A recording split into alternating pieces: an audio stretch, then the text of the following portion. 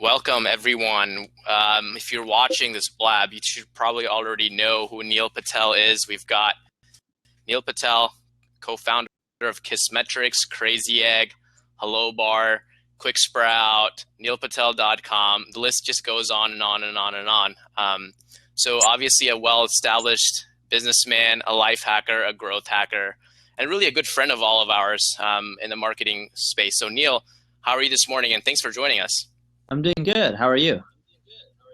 Doing great. Thanks for asking.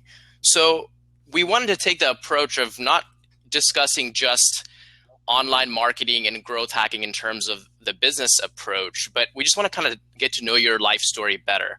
How did you start out from where you did? I read a little bit of your background, and those of you guys who haven't, Neil has kind of essentially built his entire business, his entire personality, or personal brand completely from scratch, just from getting into the right situation at the right time, meeting the right people, having the right set of skills, and kind of learning as he goes.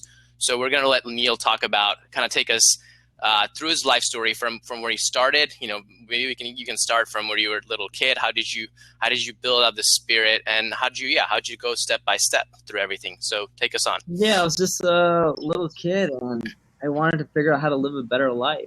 I grew up in Orange County, California.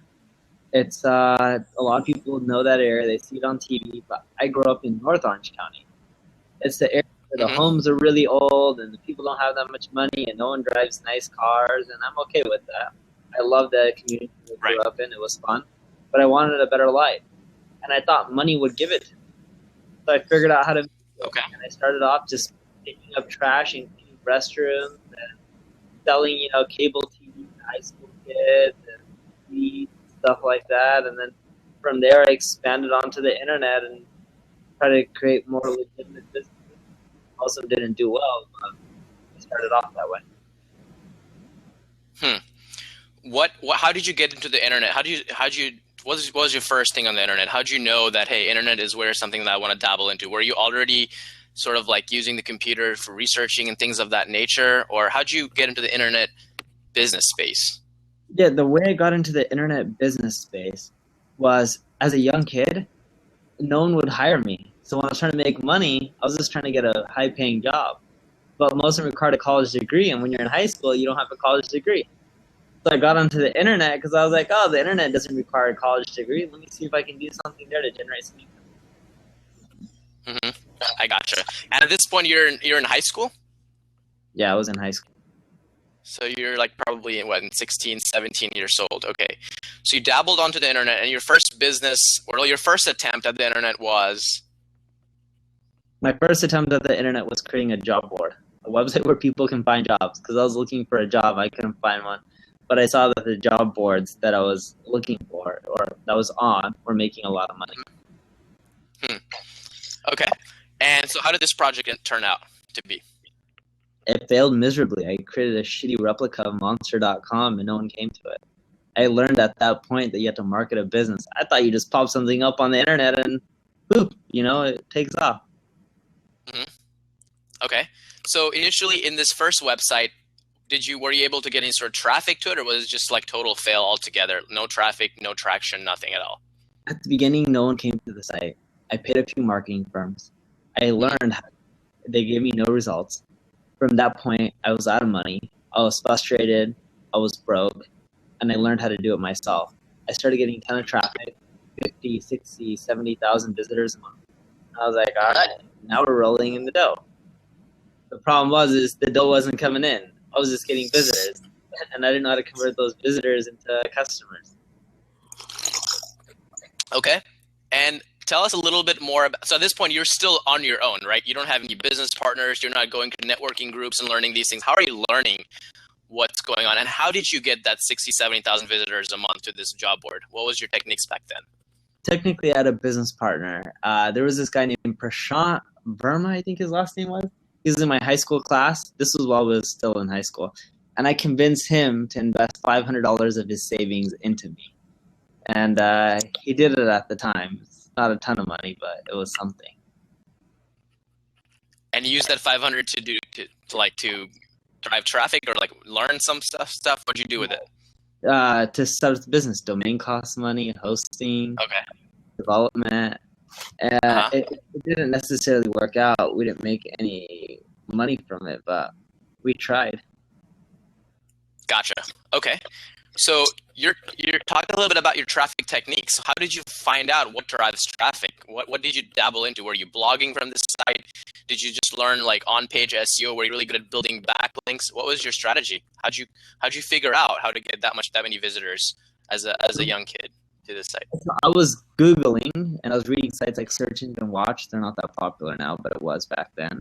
ClickZ. I Mm-hmm. was going to conferences like Search Engine Strategies. And I Mm-hmm. learned how to drive traffic through link building. So I'd just go out there Hmm. and I'd type the links. And it worked. It was a pain in the butt, but it works. And when you're a kid, you have nothing else to do. So I just sat on the computer every day for like 5 hours asking people to link to me. You get a lot of links when you Interesting. have 5 hours a day.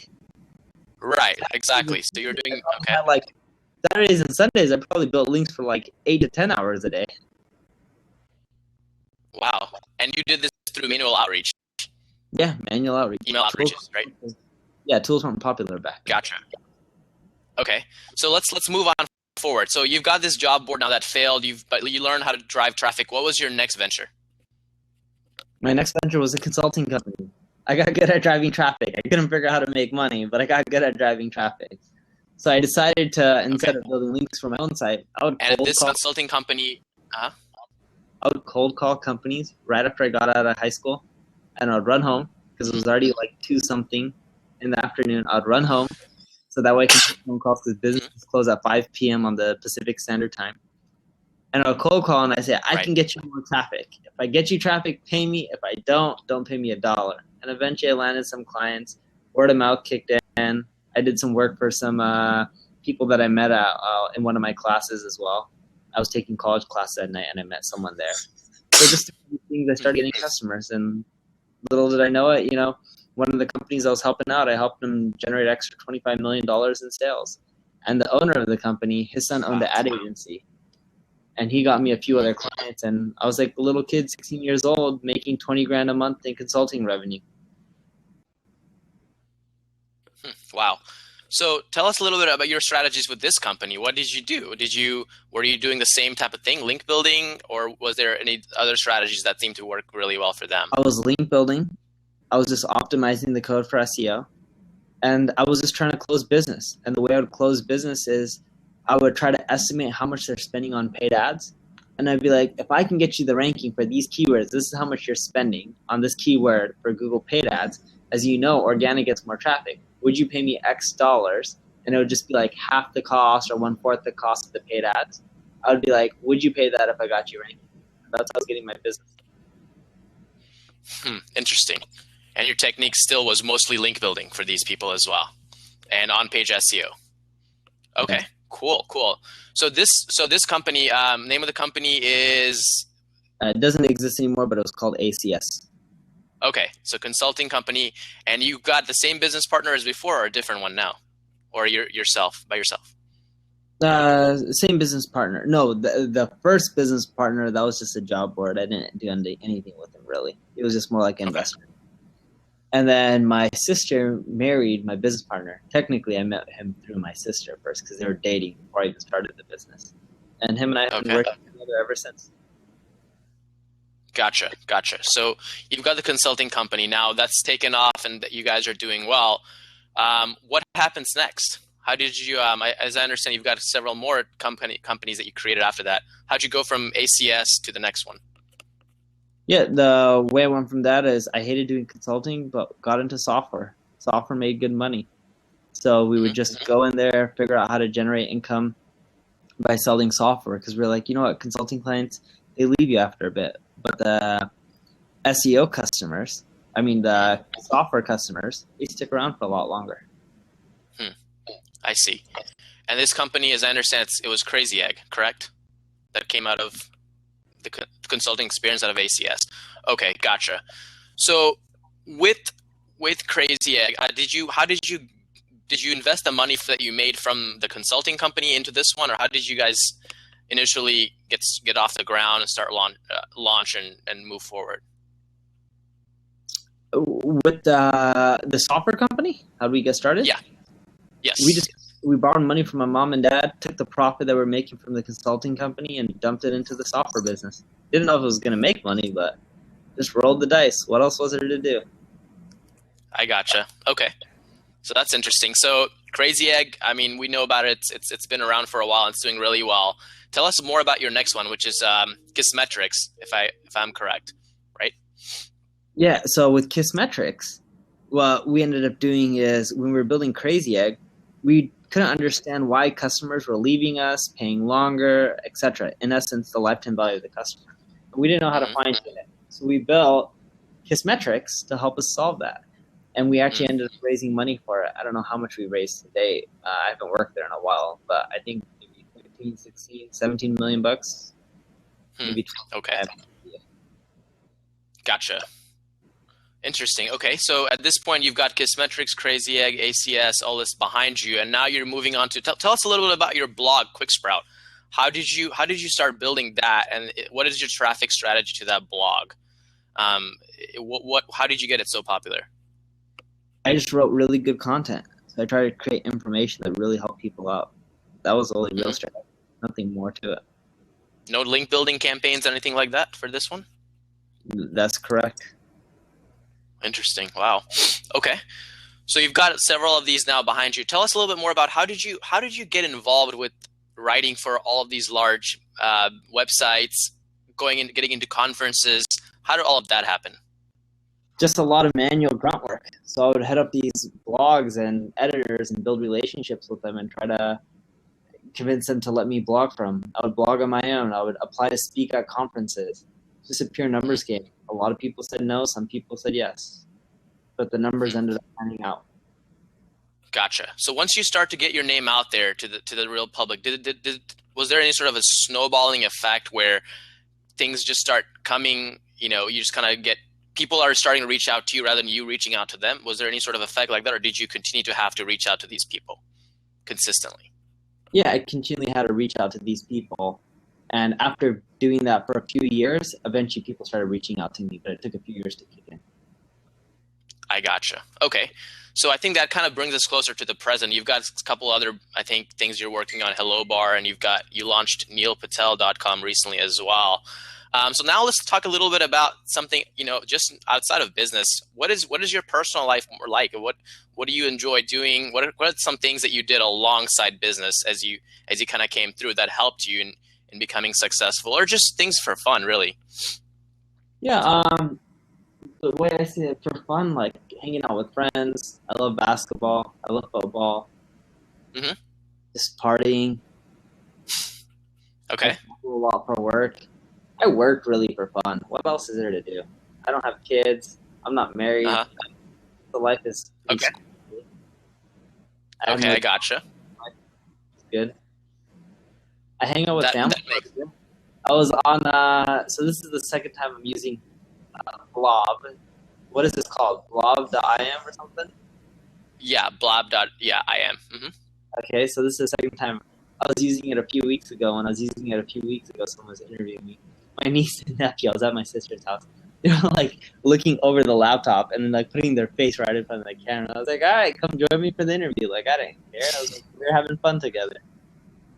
I gotcha. That's nice. So you're residing in, is it in Seattle now, or you're still in LA? Las Vegas. Las Vegas. Okay, nice. Cool. How do you like it there? It's good. I should update my profiles. I spend a lot of time in Seattle as well. I just usually don't say Las Vegas because when you say Las Vegas, when everyone comes into town, they hit you up and they want you to party with them. And my liver can only handle so much alcohol. That makes sense. Is there any particular reason you're stationed in Las Vegas, or just you just like it there? Honest answer? Yeah, sure. There's no state income tax. Sorry, say that again? Where are you based out of? I'm in LA. Oh, okay. The reason I'm in Las Vegas is there's no state income tax. I see. That makes sense. So are your employees for these, are they just all, do you guys have an office, or are you located, everyone working remotely? San Francisco. Okay. And you've got people that are, I'm assuming that they manage. you have people that are managing that. Yeah. Makes sense. Makes sense. Cool. So we're almost out of time, but I do have a friend of mine that actually helped me create the banner that I publicized on social media for our chat, and he had a request he actually put the question here. I think you worked with him in the past. He wanted to know, how did you know the pricing at the time for the consulting? How did you figure out, like, back when you were doing ICS? Yes, I saw that, the Ulysses. So what I ended up doing was I priced it based off of how much they're spending on paid ads. So if they're spending, you can go to Google Traffic Estimator, Keyword Planner, whatever it's called now. Keyword Planner, but at that time, Traffic Estimator. I'll go to Traffic Estimator, now Keyword Planner, put in the keywords, the rough estimates on how much they're spending, their position. It would give me an idea of how many clicks they get a day, how much they spend. And then I say, look, you're spending, $10,000 a month on paid ads for this one keyword. If I rank you number one, would you give me 2,500, 3,000, 5,000? So I was just undercutting Google. I see. I gotcha. Just looking at what they're paying for the AdWords and just trying to rank them naturally and taking a portion of that pay was your strategy. That's a really nice strategy. So just another quick question is, let's this would probably be one of our last questions is let's say that's ambitious, that wants to really get their name out there. They want to make it really big, something like maybe not like at your level, but just be an expert in their field. What would you say is, if you were to narrow it down to basically, let's just say like 3 to 5 most important factors? You can say things like you need to have the right connections, be in the right location, that kind of stuff. What would you narrow it down to? And what would be your most important campaign that you think someone can run, or something they can do to really be able to growth hack and get their name out there in the public, in the space? Provide value. There is no one trick shot or anything like that. You have to hit the ground on multiple fronts. You got to do it consistently for a while, and your name starts getting out there. It doesn't happen overnight. I know a lot of people that blog on Entrepreneur and Forbes, and they're just like, yeah, my branding isn't going to go up. I'm like, of course it's not going up. You only release like 5 posts or even 10 posts. You haven't been writing there for 5 years. If you write, and you don't have to do it a lot long, but if you do it for a year or 2 years consistently, you start noticing that your brand recognition goes up. It just takes a lot of work. I gotcha. So apart from creating value, because we can create value, I can write great content on my website. Will it necessarily get noticed by the right people? And will that lead to opportunities? Or do we also have to be in the right location, reach out to the right people, network with the right people? How much does that matter, you think? It's a huge part. If you're not networking, getting other people to promote your content, you won't do well. That's why for example, a lot of my content, I link out to people. Because when I link out to them, and I just don't link out for the sake of it, I make sure it's relevant and it benefits the reader. But when I link out, I say, hey, John, I just want to let you know I'm a huge fan of your work, so much so that I linked out to you my latest blog post. Feel free to check it out. If you like it, share it on your favorite social network. I gotcha. That makes sense. And as far as just getting this, I understand the idea of getting your name out there and connecting the right people. What about landing those large corporation deals? If you're a consulting company, or you're, let's say, a SaaS agency, and you've got a personal brand, you've got some brand around your, brand recognition, stuff like that going, how do you actually start to land larger clients? What's your strategy for that? I don't do much consulting, but I think it's education. Like, for example, I work with Google, and I help them with the marketing for AdWords. The reason I work with Google is because they're just like, we read your content. Whatever we search, you're always there. So we thought we would work with you. I was like, all right, sounds good. Gotcha.